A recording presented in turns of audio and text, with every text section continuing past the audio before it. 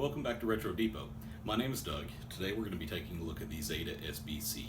This is a CPM computer with a Z80 processor clocked at 16 megahertz. It's got a dual floppy drive, 512 kilobytes of ROM, 512 kilobytes of RAM, and a real-time clock. Let's take a look at it.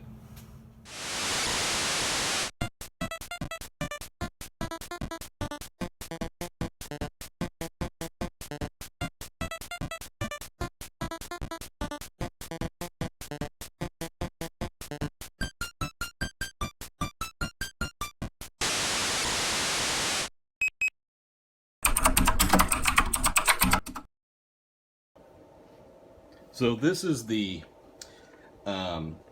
N8VEM Zeta single board computer. This particular version is the version 1.3. The current version is up to version 2.0, which is actually the fourth release of the board. Now, this is my personal computer, and I've had it for about, I would say about three years now, maybe 4. Probably since around 2014 to 2015. I wanted to do a video about it because it's actually quite an interesting little computer. It's the idea, I guess, that Sergey Kiselev, which is the creator of the board, he wanted to recreate the SBC V2, the N8VEM, or what's now the Retro Brew Computer Club's SBC for their ECB-based computers. But he wanted to do it in a form factor that was going to be more standalone. And it does have some expansion, and there is an expansion board for it, which we'll get into here in a little bit. But it's a really neat board. It does run CPM, and it's got quite a bit of memory. It's got, I believe, it's a 512K ROM and a 512K RAM. Now, 384 kilobytes of ROM and RAM are, they're basically held by the operating system for basically a RAM drive and a ROM drive. And of course, it has a battery backup in a DS1210 chip here, which allow for the battery-backed RAM, which is, I believe, this chip right here. It's a AS6C4008. But it allows basically it to hold its contents during power down, which means that it ends up basically acting like a RAM floppy drive, or what was used to be called a RAM drive. So I'm just going to go through some of the chips that we have here. I'll start at the very top of the board. As mentioned before, we have a DS1210 battery backup chip. We have the DS1302 real-time clock. We have a LS125, which I believe that's a latch. We have a LS138. I'm saying LS. Most of these are actually either HC or HCT, but 74138.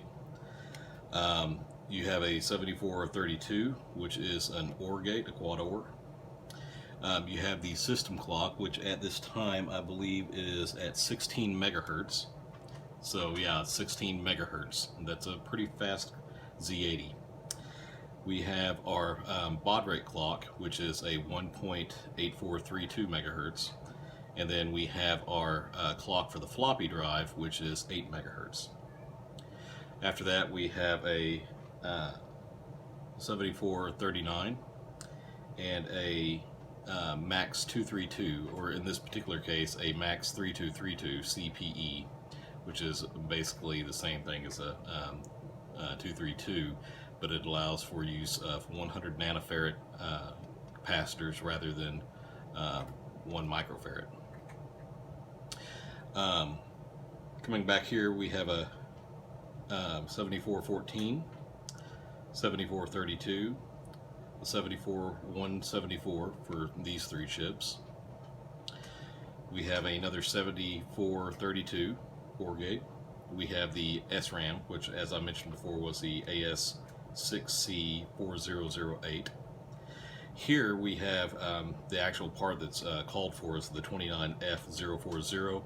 This one actually has the SST39F040, which it's just SST's variant. Here we have the Z80. This particular one is a 20 megahertz CMOS variant. We have a 8255, or in this case an AMD P8255A. We have a 16550, or like I said here, ST16C550. We have a FDC 9266. We have an LS240 and an LS273.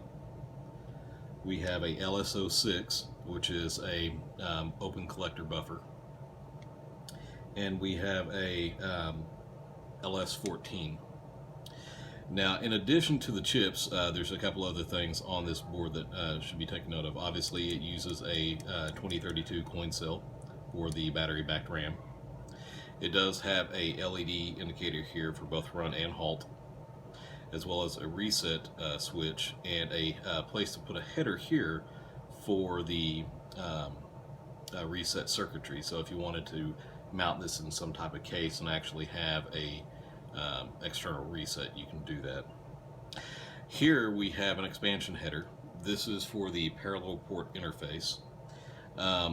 This is actually used with another board which is called a parallel port propeller, or a paraprop port or something like that. I actually have this board. Here it is here, and we'll actually discuss that some more here in a bit. But it's essentially adds to the functionality of this board by adding a daughter board, so to speak. Now here we have the ability to jumper pin 25 of the PPI to either power or ground, either 5 volt or ground, that is. And here we have another jumper which allows us to set the floppy disk controller as interrupt to either INT or NMI, non-maskable interrupt. Here we have the floppy drive connector. This does support both A and B drives, so you can have 2 floppy disks with this one computer. We have a 5 volt DC jack. Now this is unregulated, so you have to actually put 5 volts DC regulated into this board. And of course you've also got another little header here that you can use for plugging in 5 volt, but it has to be 5 volt. There is no power regulation on this board. If you plug in anything other than 5 volt, you're probably going to get some magic smoke. And then lastly, we have our serial interface here, which is a RS-232, and this is set up as basically the host side, so you will need a null modem in order to connect to a regular computer. And then there's also a configuration jumper here. This allows you to go back and configure some of the system settings. And then here we actually have the crystal for the real-time clock, which is this DS1302. And that's pretty much it for the layout. The layout itself is quite dense. I mean, I've seen a lot of really densely packed boards in the past, but this one's dense. I'll give it to him. He really did a good job as far as packing this on here. And of course you can see, I mean, he went the traditional way of, bottom going left to right and the top going up and down. So I hope that you like this board. Like I said before, it is a pretty cool computer, and if you don't have one, I suggest picking one up. You might as well go ahead and pick up the version 2. It's got a couple changes. First off, it uses a different floppy disk controller, and there's a couple other small things that are different with the board. But for the most part, it's a pretty neat little computer. It really does work well, and I've never had any problems with it, with the exception of whenever I first got it. I had, I believe it was this chip here. Whenever I seated it, I bent one of the pins out and it wasn't actually seated, and it was causing all kinds of problems. Sometimes the computer would work, sometimes it wouldn't. So just having fixed that, I haven't had any other problems with the computer at all, other than the occasional issue with old floppy drives and basically bit rot and things like that. So we're going to go ahead and look at the parallel board now. I'm trying to get this centered in here, and of course this is on some little I forget what they're called. Anyways, it's on these little bolts. So standoffs. There we go. Standoffs. So on this board, it basically is an interface that allows you to connect to a parallax propeller, which is this chip here. And what that does is it gives you several things. First off, it gives you a second serial port. Now this is primarily used for configuration, per my understanding. I have not really used this board. I've tested it. It is functional. I just don't have a ribbon cable at the moment to actually hook it up. So I haven't really gotten a chance to use it, but it does have a serial port, I believe mostly for configuration, and there's a jumper here that you actually use in order to configure the board over serial. It does have a PS2 keyboard connector here, and then here it actually has a VGA socket. Now this VGA socket is so that you get basically 80 column display, and I believe it's also color, so that's really nice. It does run at 5 megahertz, and it also has, I believe this is a little serial EEPROM here. It's either SPI or I2C, but in either case, it's what loads the basically the boot program to get the propeller running. Here we have just a, I believe it's 74 LSO6, which is an open collector chip. It basically allows it to interface with the SD card here. Currently, I have a 16 megabyte chip in there, which is more than this computer will probably need, but it is what it is. Now, one thing of note is that you do actually have port B that's left open, and he's basically brought a breakout header here, and you've got this large prototyping area over here, so you can actually prototype if you would like to. Now, my understanding is that this little piezo buzzer here is for kind of a system speaker, but my understanding is that there's nothing that actually uses it at the moment, so it's just basically on the board for naught. And aside from that, the board's pretty simple. It actually picks up power from a couple different places. It does have a power header here, or you can jumper pin 25 on the PPI on the Zeta 2 board, or the Zeta 1.3 in my case, in order to have power come in through this. But one thing that I have noticed is that bringing power in through this has been kind of flaky for me. Now, I said that I don't have any ribbon cables. I do have ribbon cables. My problem is that all my ribbon cables are old, meaning that the connections are kind of flaky to begin with. So I prefer to go ahead and bring this its own power through the little power header here. It's P1, and that seems to work great for me. And of course, right here you also have another jumper for P25 and what you want it to do. So that's pretty much it for the board, though. Both boards together are designed to actually stack on top of each other. So you'd have the Zeta board here, and then you would have this board which actually sits on top of it like so. And then after that, you would stick your floppy drive on top of this, and then you can actually rig up another place for a floppy drive. So essentially you have two boards and then two floppy drives on top, with your ribbon cable at the back, and it makes for a very compact CP/M computer. This is literally something that you could have on your desk, and it's not going to take up much room at all. I mean, to give you an idea how big this thing is, my hand pretty much eclipses it. So if you're interested in one of these, I highly suggest picking them up. There's a couple places to purchase them. You can either go over to the Retro Brew Computers forum, or you can go to Sergey's page, which I believe he sells these directly, and it's all open source. So we're going to go ahead and take a look at this Zeta board. Now, I currently have it hooked up through the RS-232 port on my Windows 10 computer. I make it a point to keep RS-232 and parallel ports on all my machines so that I can interface with older equipment. But right now it's hooked up, and currently the settings are set to I don't believe it's using handshaking, but it is using I believe it's 38 400 baud. Yeah, as we can see here, it's 38 400 8-in-1. Now what it's done is it's done the same thing as the SBC V2 did whenever we demonstrated that computer. It searches for hardware and it finds, what's available.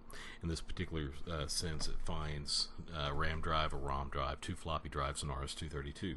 Now, if I were to hook up the parallel propeller board to this, it would also detect that, and it would be able to use the virtual terminal that's set up. It's a virtual terminal, that board.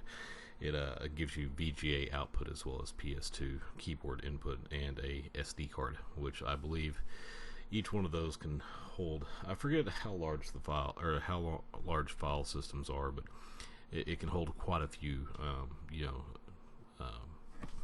partitions. So again, right here, now one thing I have mentioned is I actually had to put a new coin cell battery in this. I noticed that it was dead, so I did that about 15 minutes ago, and well, I guess I did it shortly before the video, or after the video, the first part. But yeah, it's a straightforward computer. So we can do a couple things. Obviously, we can enter CP/M or Z system, and we also have a monitor available to us. So if we type that, I've never played with this monitor. I really don't know what it's useful for. We can do a dump. I'm not sure exactly how much memory it dumps out, but I'm assuming it dumps out the entirety of the system.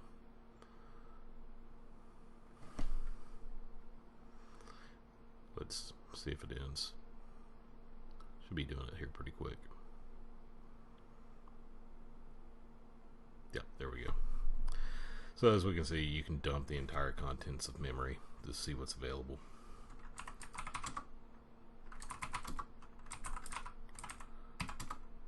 Well, not sure I know how to get out of it.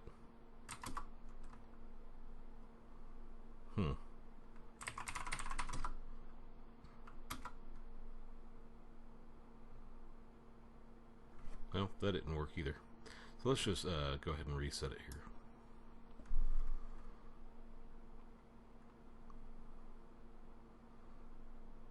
here. Okay. Now, if we go into CP/M, it lets us know which drives are what. And if we do a dump of the directory, we can see that it has all of the usual suspects, everything from X modem all the way down to utilities for formatting floppy drives. If you type format, it says that it's currently not implemented. Currently there is a program called FDU that will program your floppy drives. However, currently I don't have anything hooked up, so it's not really needed. We also have Microsoft Basic. We have a real-time clock, which we can actually set that now. Let's see. How do we set this?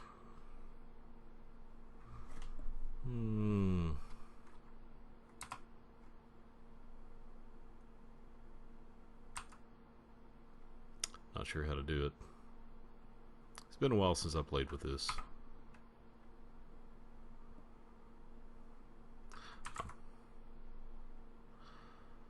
Well,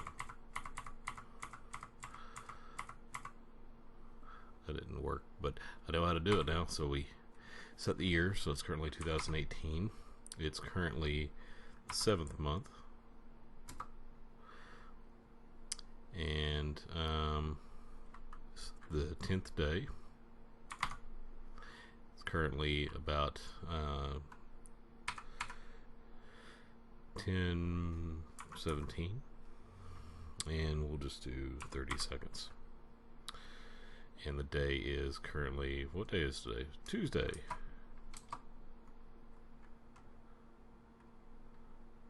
So now if we hit time, It tells us that it's currently... I don't think that's correct.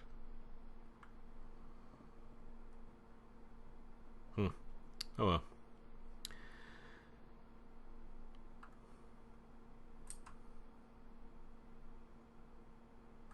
Let's see. There we go. Yeah, see, now it's saying that it's currently the year 2018. That didn't give us the right number. It's supposed to be 7, but it is 1017. Anyhow, a neat little thing. Not really useful outside of the file structure and whatnot, but of course we have the copy command. We can dump memory, stat B, so it tells us how much is remaining. Stat A, how much memory we have remaining in drive A. We can initialize directory. We also, of course, like I mentioned earlier, we have mbasic, which that's always handy to have. Everybody likes basic programs, so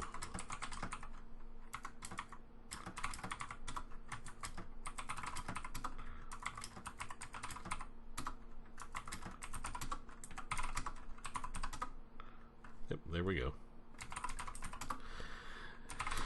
What else is there? We have an assembler. We have ed, which I believe ed is for actually modifying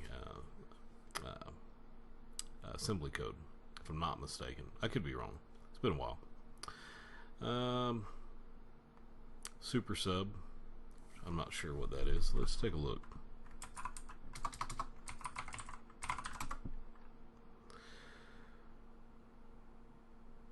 Submit job input. Logical lines may be combined on the same input line by separating them with semicolons. Okay, well, whatever. I think that's about it. There's timer.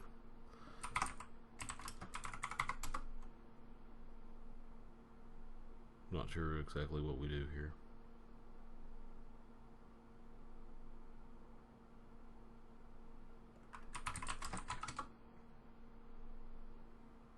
Yeah, timer's not working. Anyhow. Okay, well, I think that's about all there is to show you on this. Everything else is pretty normal for CP/M. Nothing really super special here. If you're interested in one of these boards, like I mentioned, go over to either Sergey's page or go to the N8VEM or N8VEM or Retro Brew Computers, whatever you want to call it. For them. They actually have these boards available. They're nice little CP/M computers, but they are kind of limited. They're not very expandable. There's not a whole lot you can do outside of just playing around with CP/M. So if you have specific programs that you're wanting to run, yeah, this board will do it. It's capable. It's a very stable machine. Currently, it's running at 16 megahertz, I believe. Yeah, I believe it's 16 megahertz and 8 megahertz for the floppy drive. And then an RS-232's got a 1.8432 megahertz oscillator. But like I said, it's a fun little computer. One thing I will make sure you always do is if you are going to use that DC barrel jack, make sure that it is regulated 5 volt. It is not regulated on the board itself. If you plug 12 volt into this board, it's going to be a very, very expensive mistake. So that's it for today. Hope you enjoyed the video. If you liked the video, hit the like button. Leave a comment below if you have any questions. And of course, check out the website, www.retrodepot.net. And also check out the Retro Brew Computer Project. I'll put the links below. Thanks, guys.